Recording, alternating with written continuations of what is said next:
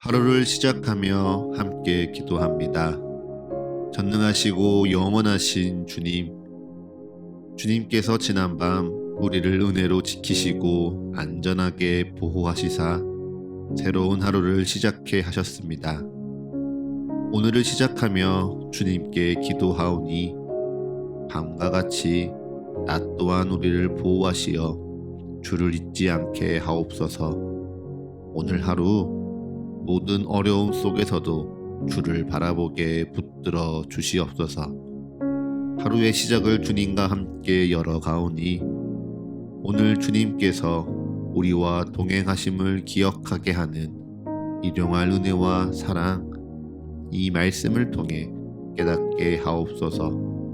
우리 주 예수 그리스도의 이름으로 기도합니다. 아멘.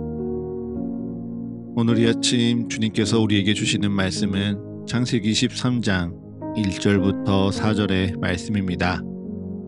아브라함이 애굽에서 그와 그의 아내와 모든 소유와 롯과 함께 네겝으로 올라가니 아브라함에게 가축과 은과 금이 풍부하였더라. 그가 네겝에서부터 길을 떠나 베델에 이르며 베델과 아이 사이 곧 전에 장막 쳤던 곳에 이르니 그가 처음으로 제단을 쌓은 곳이라. 그가 거기서 여호와의 이름을 불렀더라. 아멘. 다시 한번 주님께서 우리에게 주시는 말씀을 읽을 때에는요, 각자의 눈으로, 입으로, 그리고 마음으로 말씀을 따라 읽겠습니다. 그리고 잠시 주님께서 각자에게 주시는 말씀 앞에 머물러 기도합니다. 각자의 마음에 울리는 단어, 표현, 문장에 머물러 기도합니다. 주님 내게 말씀하소서. 주님 내게 듣게 하소서.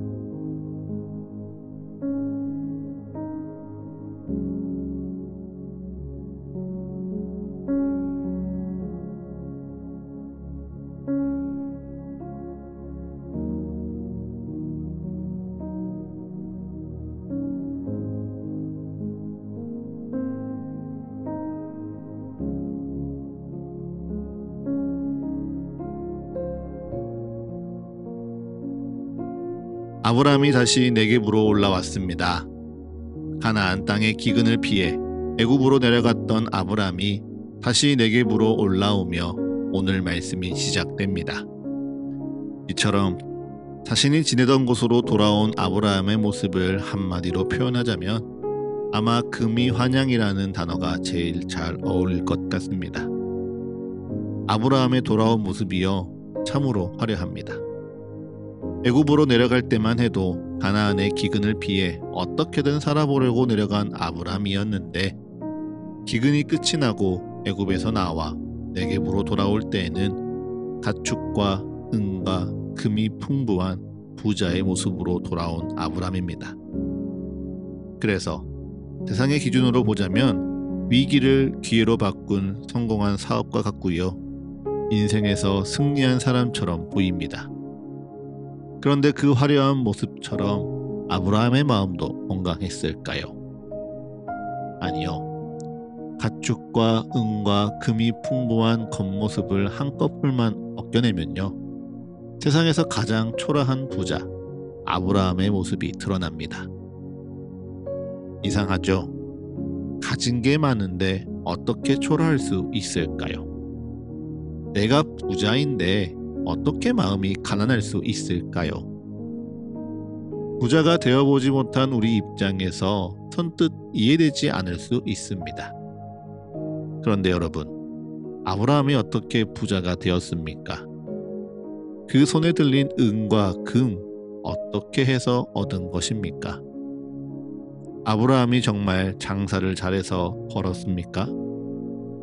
특별한 기술이 있어서 모았습니까? 다 아니죠. 그가 가진 모든 은과 금은요, 오직 자신의 생명을 보존하기 위해 아내 사레를 누이라고 속였다가 우연히 얻은 것입니다. 애굽의 바로가 그의 아내를 탐하자 그를 누이라 속이며 바로에게 넘기려고 하였을 때 얻은 것이 바로 양과 소와 노비와 암수 나귀와 낙타입니다. 그래서 그가 가진 풍부한 재물은요, 하나님의 축복의 증거가 아닙니다. 도리어 그가 가진 소유는 아브라함의 믿음 없음을 드러내는 부끄러운 대가이자 수치스러운 전리품일 뿐입니다. 그렇기에 아브라함의 지갑은 그 어느 때보다, 그 누구보다 두둑해졌을지 몰라도 하나님을 향하여서는요, 가장 부끄러운 상태입니다.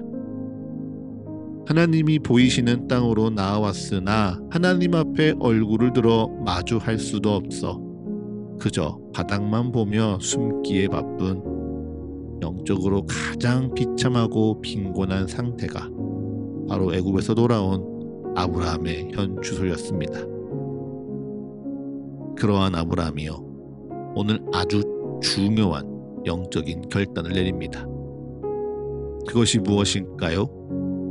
바로 네게부에서부터 길을 떠나 베델과 아이 사이로 돌아간다는 겁니다. 그리고 오늘 말씀은 그곳이 어디라고 설명하고 있습니까? 바로 아브라함이 전에 장막을 쳤던 곳, 아브라함이 가나안 땅에 들어와 처음으로 제단을 쌓은 곳이라 설명합니다. 네, 아브라함은요, 자신이 가진 은과 금과 가축에 취하지 않았습니다. 오히려 아브라함은 자신이 얼마나 영적으로 피폐해져 있는지, 얼마나 회복이 필요한 자인지 스스로 고백하고 깨달았습니다. 그래서 아브라함은 하나님을 처음 만났던 그 자리로 돌아갑니다. 자기의 힘으로 이름을 높이려 하지 않고 오직 하나님 앞에 순종함으로 하나님의 축복을 바라며 살겠다고 다짐했던 그 처음 제단으로 돌아가고 있는 겁니다. 그리고 거기서 아브라함은요, 다시금 여호와 하나님의 이름을 불렀습니다. 할렐루야. 사랑하는 서가의 가족 여러분, 아브라함이 다시 하나님 여호와의 이름을 부르는 것은요, 그의 삶을 이제 철저하게 회개한다는 선언입니다. 하나님, 제가 애굽에서 내 머리로 내 꾀로 살아보려다가 처참하게 실패했습니다. 내 힘으로 안전하게 살아보려다가 오히려 부끄러움만 당했습니다. 주님께 고백하는 것이죠. 그리고 내 힘으로 살고자 하던 나를 버리고 주님 앞에 모든 것을 내어 드립니다. 주님의 힘만 의지하며 살겠습니다. 다짐하는 항복 선언이요, 바로 여호와의 이름을 부르는 것입니다.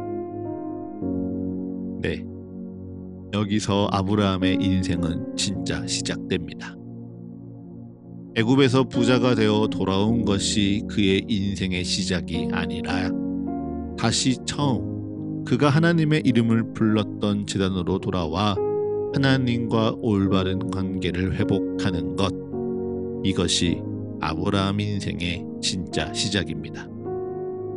그리고 이 회복이 있었기에 이후 아브라함은요, 조카 롯에게 소돔 땅도 미련 없이 양보할 수 있었습니다. 여러분, 롯이 보암직하다 즐거워한 요단 동쪽 소돔 땅을 아브라함이라고 가지고 싶지 않았겠습니까?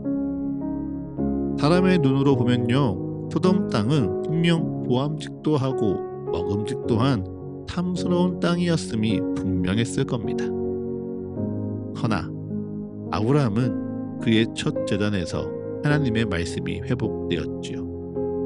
그리고 하나님의 뜻을 바로 세우고 나니 아브라함에게는 그 땅이 얼마나 좋아 보이는지는 아무것도 중요하지 않았습니다.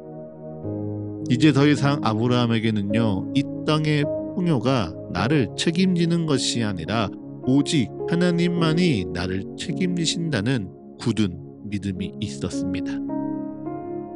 그래서 그 믿음이 있으니 롯에게 땅을 내어주며 아브라함은 주를 바라보고 기도하는 것입니다. 사랑하는 서가의 가족 여러분, 새로운 한 주를 시작하는 오늘 이 아침, 여러분은 지금 어디에서 계십니까? 정말 하나님의 말씀 앞에 먼저 서서 말씀 가운데 기도로 이 하루를 시작하고 계십니까? 아니면 그저 늘 살아왔던 대로, 늘 해오던 대로 그저 바쁘게 뛰어가며 이것이 나를 살린다, 이렇게 해야 내가 살아남는다 위안 삼고 있지는 않으셨습니까? 만약 그러하다면요, 꼭 기억하십시오. 우리가 주님의 이름을 부를 때요, 비로소 우리의 인생은 진짜 시작됩니다. 우리가 주님 앞에 나아가 기도할 때요, 우리의 하루는 진짜 시작됩니다. 그러니 오늘 이 아침 여러분의 마음을 처음 재단으로 돌이키십시오. 내 꾀, 내 욕심, 내 계획은 잠시 내려놓고 다시 주님의 이름을 부르겠습니다. 기도하십시오. 그렇게 예배의 자리에서 회복된 마음으로 오늘 하루를 살아갈 때 주님께서 우리에게 세상이 줄 수 없는 담대함과 넉넉함을 주시사 우리의 하루에 복에 복을 더하여 주실 줄을 믿습니다. 이제 잠잠히 오늘날을 향한 주의 말씀을 묵상합니다. 겸손히 오늘 내게 주신 주의 마음을 고백합니다. 그리고 담담히 오늘 나의 삶을 주님께 드리며 기도합니다.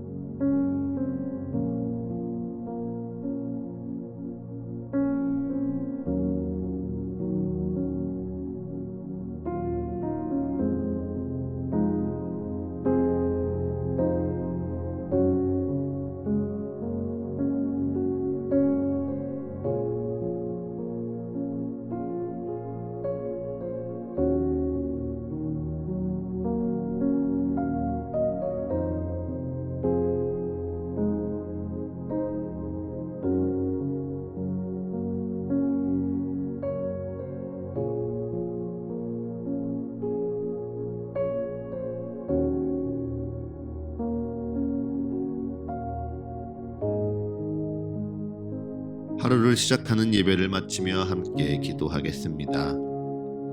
오늘 이 하루를 주님의 말씀으로 시작하며 주님께 기도합니다.